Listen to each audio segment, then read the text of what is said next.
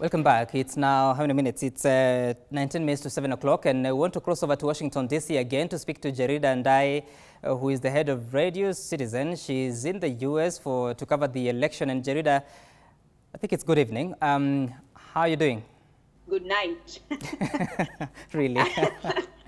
I am fine. I am just preparing to get to bed. It's been a long day. Yeah. Just a day before the elections tomorrow. We've been going around Washington to meet Kenyans and to just see what are the preparations for the elections, the Kenyans who are eligible for voting. Okay, you know, there are Kenyans who came here now, they're citizens and they're eligible for voting. Yeah. Unaweza ongea Kiswahili? Ni sawa, naweza kuongea Kiswahili. Labda tuanze kwa, tunajua sana sana hapa nchini Kenya wakati kuna uchaguzi unafanyika keshoe kunakuwa na tension sana, ama sijui tension kwa Kiswahili ni nini. Sasa hapo Marekani umeweza kushuhudia nini katika usiku wa mwisho kabla ya uchaguzi? Tunajua kwamba kampeni zimefanyika hadi siku ya mwisho kinyume na Kenya inavyofanyika. The tension is high, Sana. We met a few Kenyans. Actually, we met 3 Kenyan families who are from the embassy because they went to renew their passports to get ready in the event that they have to go back to Kenya after the election. Because they're saying because of what the President Trump has been talking about immigrants and his policies on immigrants. So they're afraid that should Trump win the election, then immigrants will be the first people to be affected, and they might have to go back home, even those who have papers, even those who are in this country legally, those who are working, those who have become citizens. They're very worried. So we met 3 Kenyan families. One is originally from Western Kenya, another one from Kisii, and another one from Murang'a. And they had all, husband, wife, and their children, they had gone to the embassy to make sure their passports are in order so that in case they have to move, then they'll be able to move. They have actually already voted, but they don't know what's going to happen after that. And when you talk to the people on the streets, most of them, you know, the people who do services like the cab drivers, the people who work in restaurants, even at the hotel where we are, the people who work here, most of them are immigrants. So it's the same thing. They're just thinking, if Trump wins this election again, then we are on our way back home. We don't know how it's going to be. It might be harder for us. We might not be able to continue working here anymore. So that's the feeling around here. So much tension. Shops, they are erecting boards around shops. They say they are boarding the shops. Yani ukikuta kwa maduka huku kando wamejenga ukuta wa mbao around maduka yote, so that in the event that there is violence, the people don't want to lose their property. And then sasa ile imechangaza kabisa, around the White House, a fence has been erected like 1.5 kilometers into the White House. So in the event that there is violence or that there is unrest, and it's just so tense. Hata ukiingia kwa maduka supermarket, people are already shopping in bulk, you know. And I don't know why they're expecting there to be violence, but that's what's happening right here. Jerida, of course you're misleading me because you told me to speak Swahili, then you're speaking English. So I'll choose the language of the show. I'll choose the language of the show. And as you talk about the tension and how the White House is having to prepare for a possible civil unrest, does this shock you because of what we have known the U.S. as, even in terms of elections? I mean, the Africans and Kenyans and Africans, we are the bad ones when it comes to the bad manners of elections. Is it shocking, or is it something that has been building up over the years? It's like, what's happening? This is the U.S. You guys are supposed to have everything in order, and I think there is a lot of order in this country, even with the tension that is going on before the elections. But when you talk to people that are telling you what they have seen from the Black Lives Matter, actually that's what's really pushing this, because they have seen that people can get to the streets, people can protest, and it can get violent. So most people are saying these lessons they learned from the Black Lives Matter, the protest that went on for days on end, property was destroyed, people lost their lives, there was police shooting and all that. So they have learned from that, and they know that it is possible that people will take advantage of this. Because we try to understand why will there be violence. First, they are worried about what President Trump has been saying about they have to get the results of the election in the election night. But when you look at the vote turnout this year, already about 100 million people have already voted. Sure. And on the election day, they're expecting more people to come in and vote because we have 240 registered voters, people who should be voting. So they expect the turnout to be very big. So it's not possible. Most of the analysts say it's not possible that they'll have the results on the election night. Sure. But President Trump has said over and over again that he expects the results to be out in the night. So it's expected that if they don't get that, then it might create some sort of unrest. Right. And another thing is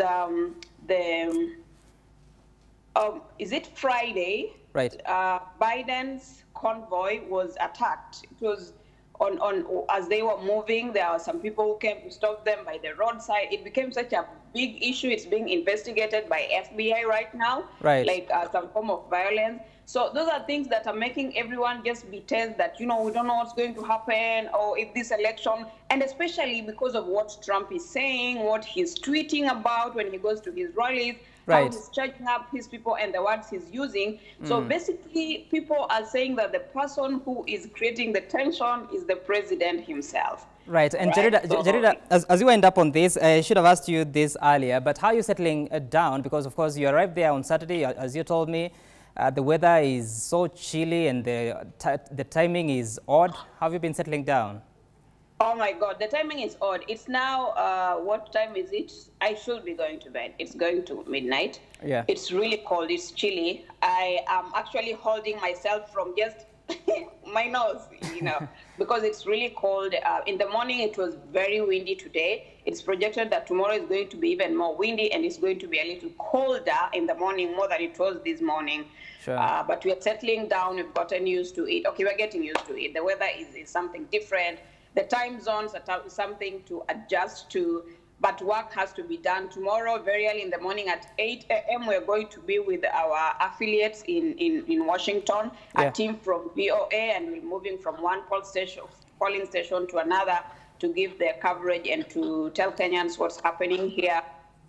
So yeah, we are up to it and we are ready. Okay. And we project that tomorrow we are going to stay up the whole night until the election is done and until the results start to be, we start getting the totals for the results. Trust you me, you will.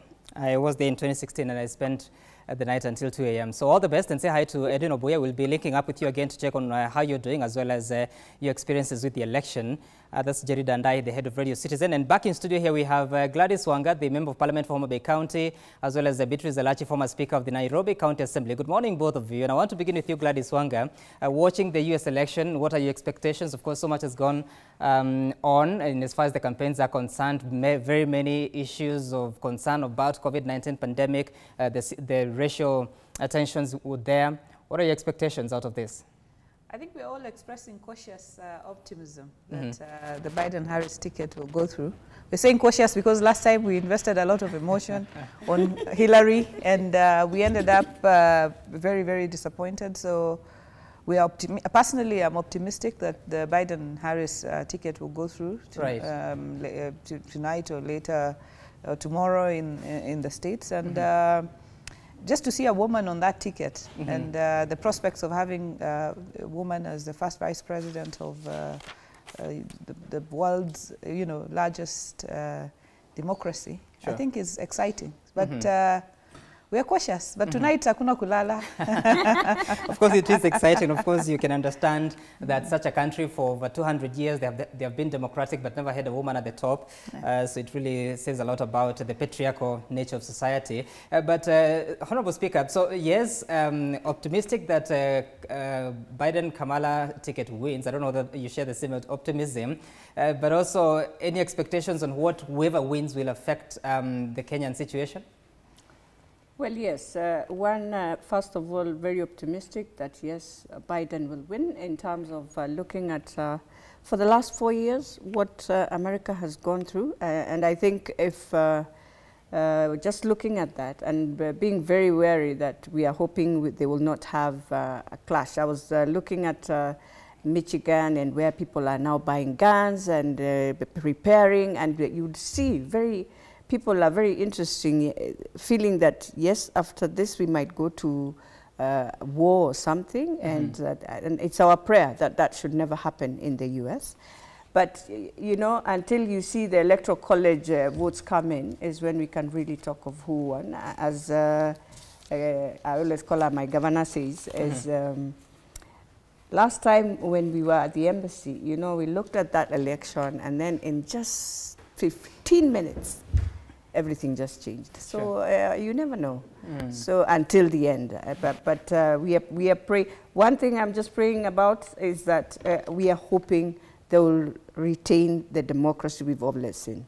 Yes, you have your differences, very huge differences at the moment, but they should not go beyond and find themselves in what we normally do in Africa. Where will you be watching from? I'll be watching at home, but I'm going to look for my friends at the embassy and tell them I want to go to the embassy and sit down and just watch with them. Social distancing might be your... Well, I'll ask Chris. I hope he's hearing. I'll ask Chris of the security if we can go in and just watch it. Okay, all right. Yes. Gladys Bose, the woman representative for Uasin Gishu, is also joining us on the line. Good morning. Well, I almost got confused because I was speaking to Jerida from Washington, D.C. Hers is good night, so I thought you're in D.C., but I know you're in Nairobi or Uasin Gishu. So what can you tell us in your expectation of the U.S. election despite the concerns that are being raised? No, I think it's, I've been watching very interestingly because for the first time Americans committed to vote. They realize that every vote counts, because in the past, Americans are not as political as Kenyans because the system works. So whether they elect somebody who's their friend or someone they want, the system normally works. But now they've realized the importance of actually voting. So I'm fascinated to see the turnout, to see the number of women that will vote, the number of first-time voters, and I'm optimistic, and of course, I'm rooting for Biden. Okay, so finally we have something that unites all of us. The BBI was supposed to do so, it's not. We'll be talking about that later on. Wanjeri Nderu, a communications consultant, will also be joining the conversation via way of Skype. We'll talk about that in a short while and more.